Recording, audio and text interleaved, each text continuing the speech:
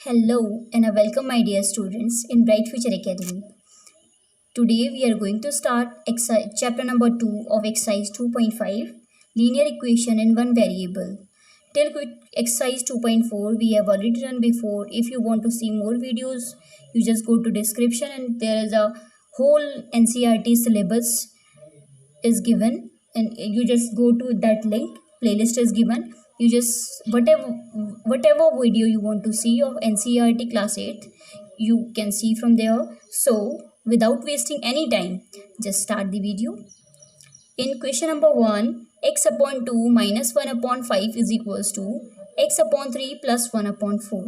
Listen students, question number 1 में आप देखिए, इसमें आपके पास मैंने आपसे बोला था इसमें टर्म्स, इसमें आपके दो टर्म्स है यहाँ लेफ्ट हैंड साइड और दो टर्म्स ये आपके राइट हैंड साइड हैं. तो ये देखिए, जहाँ पे आपके दो टर्म्स, जहाँ पे आपके वन से ज़्यादा टर्म्स होते हैं, so many times I have repeated कि वहाँ पर आपको क्या करना पड़ता है, वहाँ पे आपको एलसीएम लेना पड़ता है. तो फर्स्ट स्टेप आपका क्या होगा, you will take LCM of left hand side and LCM of right hand side. So we are taking the LCM of left hand side and this is LCM of 2 and 5 is 10. तो 10 हमने LCM ले लिया.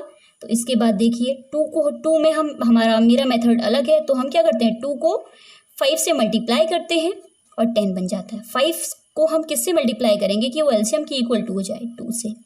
अब ये देखिए, अब मैंने बोला न्यूमरेटर जस्ट कॉपी कैट होता है, जस्ट सिंपली वो नकल करता है, तो वो अपने आप को भी 5 से मल्टीप्लाई कर देता है और यहाँ भी अपने आप को 2 से मल्टीप्लाई कर देता है. यस. अब देखिए 5 multiply x is equals to 5x. 1 multiply 2 is equals to minus, आपका बीच में साइन आएगा, minus is equals to 5x minus 2. अब यहाँ पे आप देखिए, अब हम आ जाएंगे right hand side. Right hand side में आपका एलसीएम 4 और 3 का आपका एलसीएम आएगा 12. यस. तो 12 आपका एलसीएम है, तो आपने 3 को भी 12 बनाना पड़ेगा और 4 को भी 12 बनाना पड़ेगा. तो 3 को 12 बनाने के लिए what you have to do, you have to simply multiply it by 4. अब क्या करा, न्यूमरेटर ने देखा और अपने आप को भी 4 से मल्टीप्लाई कर दिया. 4 में आप क्या मल्टीप्लाई करेंगे कि 12 हो जाएगा, 4 3 जा 12. अब इसको आप ऊपर नीचे इसने जल्दी से कॉपी कर लिया. 4 multiply x is 4x plus 3 multiply 1 is equals to 3. अब देखिए यहाँ पे भी हमारा एक टर्म हो गया है और यहाँ पे भी हमारा एक टर्म हो गया है.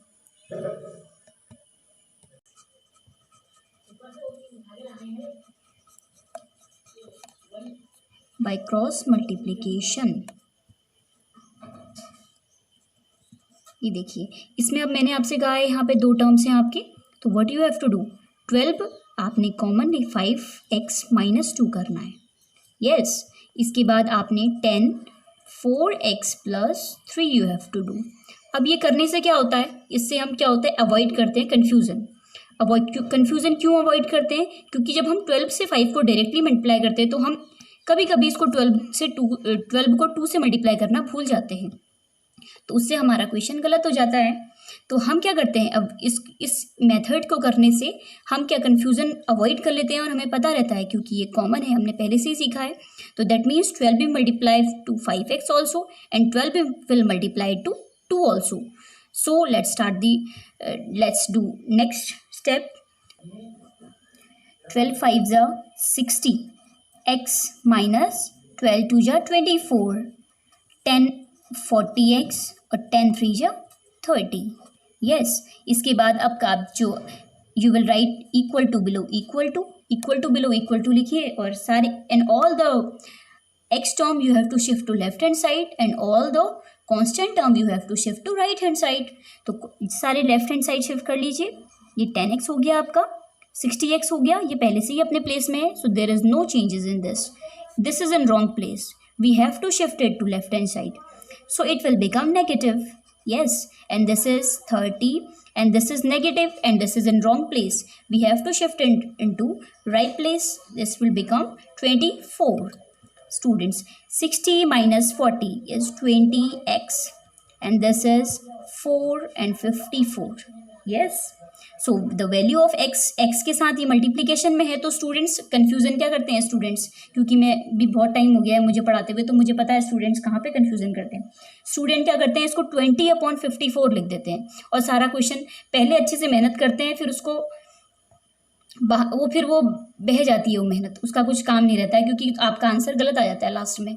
तो स्टूडेंट्स आपने क्या करना है, जो एक्स के साथ होता है जो एक्स वाला टर्म होता है वो हमेशा डिनोमिनेटर में आता है, इस बात को अपने माइंड में फिट कर लीजिए। तो ये 54 अपॉन आपका क्या होगा 20। यस, तो अब इसके बाद इसको रिड्यूस करिए, सिंपलेस्ट फॉर्म में करिए, कैंसिल आउट करिए, बहुत सारी चीज़ें बोलते हैं हम एक ही चीज़ को। 2 10 जा 20, 2 से 2 2 जा 4, 2 7 जा 14, so this is 27/10. So this is your answer of question number 1. Let's start with question number 2. n/2 minus 3n/4 plus 5/n is equals to 21. Now here a variable have changed. Question कुछ भी नहीं है, question जो आपका पहले था, जिस type के आप क्वेश्चन कर रहे थे वही क्वेश्चन है। आपका यहाँ पे वेरिएबल चेंज कर दिया है, वेरिएबल यहाँ पे x ना होकर आपका n हो गया है। So you have to find the value of n here. So listen, left hand side आप देखिए आपकी कितने टर्म्स हैं, 1 2 3। अब 3 टर्म्स हैं आपके। मैंने कहा था जहाँ आपके मोर देन 1 टर्म्स होते हैं, what you have to do, you have to simply make it 1। How will you make it 1, you have to take LCM for this. अब आपका 2 4 6 का एलसीएम, 2 और 4 और 6 का हम एलसीएम निकालेंगे, तो एलसीएम आप साइड में निकाल के देखिए, इसका एलसीएम आएगा आपका 12। तो 12 हम लिख देते हैं। अब हमें we have to make this 2 12, but we will multiply this 2 so that it become 12। We will multiply it by 6। अब न्यूमरेटर ने अपने आप को 6 से मल्टीप्लाई करना ही करना है, क्योंकि उसने देख लिया है डिनोमिनेटर ने अपने आप को 6 से मल्टीप्लाई कर दिया है। Next 4, what we will multiply in 4 so that it becomes 12. So what we have to multiply, we have to multiply it by 3, तो ऊपर भी आपका 3 से मल्टीप्लाई हो जाएगा। अब 6 multiply 2 and this is also multiply 2। अब ये देखिए 6, अब देखो ये 6 2 जा 12 हो गया है, 4 3 जा 12 हो गया है, 6 2 जा 12। यस, तो ये सब जो डिनोमिनेटर में आपका सभी 12 आ रहा है, तो उसके बदले हमने एक सिंपल 12 लिख दिया है। अब हमें क्या करना है, अब हमें numerator 6 multiply n, 6n minus 3 3 जा 9n प्लस 5 2 जा 10n इज इक्वल्स टू 21। अब हमने सिंपली एलसीएम लेकर इसको एक टर्म बना दिया है। तो इसको देखिए, अब हमें इसको क्रॉस मल्टीप्लाई करना है। तो अब इसको हम 0 तो लेट नहीं कर सकते, तो ये आपका क्या है, इसके नीचे आपका 1 है, क्योंकि 21 इज अ रेशनल नंबर, तो रेशनल नंबर है, तो इसके नीचे आपका 0 नहीं हो सकता। तो ये 21 अपॉन, जहाँ पे भी आपका होल नंबर्स होते हैं, नेचुरल नंबर्स होते हैं, तो उनका जो डिनोमिनेटर होता है वो 1 ही होता है। अब कर लेते हैं हम क्रॉस मल्टीप्लाई। तो क्रॉस मल्टीप्लाई करने के लिए same process again we are repeating. तो इसके बाद आप लिख दीजिए साइड में बाय क्रॉस मल्टीप्लिकेशन।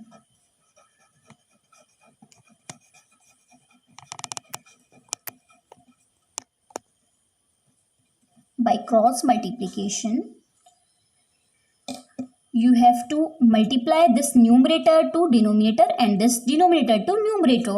तो what you have to do, 6n, ये 1 आपका कॉमन है और 1 आपका किसी भी नंबर्स के साथ मल्टीप्लाई होता है तो वो नंबर में कोई चेंजेस नहीं करता है। यस, तो ये आपका हो जाएगा 6n माइनस 9n प्लस 10, इसमें कोई भी चेंजेस नहीं आएगा आपका। इसमें 12 मल्टीप्लाई 21 हो जाएगा आपका ये। यस, इसको अब हम साइड में मल्टीप्लाई करके देख लेते हैं 21 को 12 से। तो आपका आता है 2 1 जा 2, 2 2 जा 4 एंड 21, 2 और 5 2। आपका इसको नेक्स्ट कर लेते हैं step. 69 minus 9n plus 10n is equals to 252। Yes, ये आपका रफ वर्क है, इसको स्टूडेंट्स आप फेयर कॉपी में मत करना, ये आपका साइड में आपकी रफ कॉपी में होगा, because I have to show here, so I am doing it here only. So this is your rough work. अब आपने क्या करना है, अब आपने जो आपके रॉन्ग प्लेस में है उनको राइट प्लेस में लाना है, जो रॉन्ग कंट्रीज़ में है उनको राइट कंट्रीज़ में लाना है। तो आप क्या करेंगे, आप ये पहले से ही ये राइट प्लेस में है आपकी, ये तीनों आपकी तीनों चीज़ें आपकी सभी अपनी राइट प्लेसेस में है। आप देखिए इसमें कोई प्रॉब्लम नहीं है, सब अपनी अपनी राइट प्लेसेस में है। तो हमें क्या करना है, अब सिंपली इनको कैलकुलेट करना है। तो पहले प्लस प्लस कैलकुलेट कर लीजिए, 6 + 10 16। अब इसको 9 से माइनस कीजिए तो आपका आंसर आएगा 7n। यस, ये आपका आ गया 7n। हमने क्या करा, प्लस प्लस जो सारे प्लस के होते हैं उनको ऐड कर देते हैं और सारे माइनस के ऐड कर देते हैं। तो यहाँ पे आपके प्लस के 2 टर्म्स हैं, तो 6n and 9n will add, it will become 16। 16 minus 9 is equals to 7n। 7n is equals to 252। So we have reached to last stage। अब इसके बाद क्या करना है हमें, जो 7 है आपका, मैंने आपसे कहा है वेरिएबल्स के साथ जो लास्ट में कांस्टेंट होता है हमारा, वो हमेशा डिनोमिनेटर में आता है। तो 252/7। यस, तो आप कर लीजिए इसको कैलकुलेट इसका, क्योंकि हमें अब क्या करना पड़ेगा, अब हमें इसको रिड्यूस करना पड़ेगा सिंपलेस्ट फॉर्म में।